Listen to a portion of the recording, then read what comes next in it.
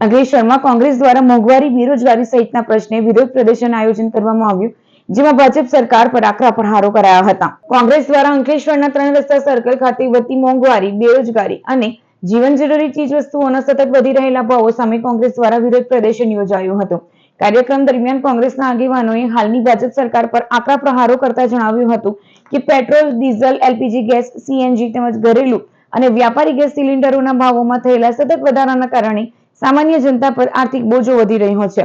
ઉપરાંત paper leak કૌભાંડ અને વધતી બેરોજગારીના મુદ્દાઓને લઈને પણ સરકાર સામે અસંતોષ વ્યક્ત કરવામાં આવ્યો હતો. આ વિરોધ કાર્યક્રમમાં ભરૂચ જિલ્લા કોંગ્રેસ પ્રમુખ રાજેન્દ્રસિંહ રાણાની અધ્યક્ષતામાં યોજાયો હતો, જેમાં અંકલેશ્વર શહેર કોંગ્રેસ પ્રમુખ ભૂપેન્દ્ર જાની, તાલુકા કોંગ્રેસ પ્રમુખ ગિરીશ પટેલ, યુવા અગ્રણી વસીમ ફડવાલા, વિનય પટેલ, બત્યાર પટેલ, સ્પંદન પટેલ, નગીન વસાવા, શરીફ કાનુગા સહિતના આગેવાનો અને કાર્યકરો મોટી સંખ્યામાં ઉપસ્થિત રહ્યા હતા. વિરોધ કરી રહેલા કોંગ્રેસના આગેવાનોની પોલીસે અટકાયત કરી હતી. કોંગ્રેસના આગેવાનોએ સરકારને વધતી મોંઘવારી અને બેરોજગારીના પ્રશ્નોનો તાત્કાલિક ઉકેલ લાવવા તેમજ સામાન્ય જનતાને રાહત મળે તેવા પગલાં ભરવાની માંગ કરી હતી. જ્યારથી હિન્દુસ્તાનમાં ભારતીય જનતા પાર્ટીની સરકાર આવી છે ત્યારથી 300 ગણો આજે ભાવ વધારો કરવામાં આવેલો છે. મોંઘવારી માજા મૂકી છે.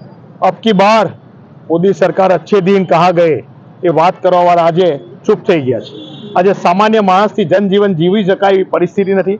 ગેસથી લઈ ઘરેલું સામાનથી લઈ સામાન્ય માણસને ઘર કઈ રીતે ચલાવવું, 25,000 પગારદાર માણસને પોતાનું ગુજરાન કઈ રીતે ચલાવવું મહિને, એ પણ એક પ્રશ્નાર્થ હિન્દુસ્તાનમાં મુકાઈ ગયેલો છે. વિદ્યાર્થીઓ બેહાલ છે, બેરોજગારી એટલી બધી છે, ત્યારે આજે ગેસના ભાવથી લઈ આજે પણ ગેસનો ભાવમાં વધારો કરવામાં આવ્યો.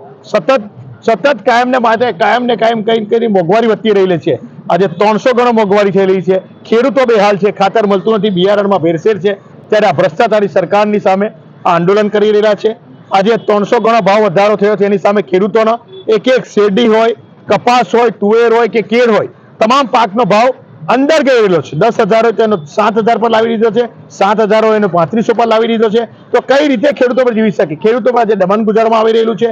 ખેડૂતોની ખેતમાં હાઈ ટેન્શન લાઈન જતી હોય, ગેસ પાઇપલાઇન જતી હોય, એના વળતર માટે પણ ફાફા થઈ રહેલા છે. એ તમામ મુદ્દાઓ સાથે આજે અંકલેશ્વર શહેર અને તાલુકા કોંગ્રેસ સમિતિના આગેવાનો સાથે ભેગા મળી આજે 3 રસ્તા પર અમે વિરોધ પ્રદર્શન કરી રહ્યા છીએ.